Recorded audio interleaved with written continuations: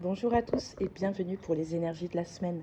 J'espère que vous allez bien. Alors aujourd'hui, on va regarder ces énergies avec le Dark White Tarot que j'aime beaucoup, qui est un peu spécial, je vous l'avoue, mais ça ne change en rien aux significations du tarot. Donc on va découvrir cette petite énergie, cette petite guidance de la semaine. Alors on commence avec le 10 d'épée.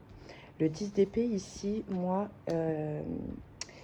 il me dit que tu as peut-être cette impression d'être au bout du bout, au fin fond d'un gouffre. Mais en fait, réjouis-toi, ça y est, c'est la fin. C'est la fin de soucis, qu'ils soient psychologiques ou plutôt matériels. Parce que ça y est, tu vas te relever. Tu ne peux pas en fait tomber plus bas que ce que tu ne l'es. Et ce 10 d'épée annonce que c'est la fin. C'est la fin des problèmes. Voilà, c'est une très très bonne nouvelle. En deuxième carte, on a l'as de bâton. Donc l'as de bâton, en fait, on est vraiment en train de te dire que je sens, et là en plus on a un cavalier d'épée, c'est vraiment, euh, si tu crois que c'est comme si, tu sais, t'étais un petit peu au bout de ta vie, et que tu avais eu à un moment peut-être ce sentiment de te dire ouais bah il peut pas m'arriver plus, et puis je lâche la rampe, je lâche le truc parce que j'en peux plus. Et en fait, il y a un déclic ici avec cet as de bâton qui arrive parce que tu dois avoir une personnalité qui, malgré tout, même quand c'est hyper intense, tu ne lâches pas. Et si tu as cette impression d'avoir totalement lâché, eh bien détrompe-toi, il y a quelque chose ici qui va se réanimer en toi.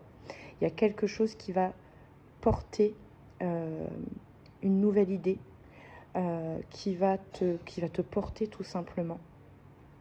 Mais tu vois, avec ces petites flammes ici qui sont sur ce bâton et ses mains, on voit que tu vois, tu vas euh, t'accrocher, t'accrocher pour pouvoir arriver en fait au bout et pouvoir repartir sur quelque chose de beaucoup plus lumineux.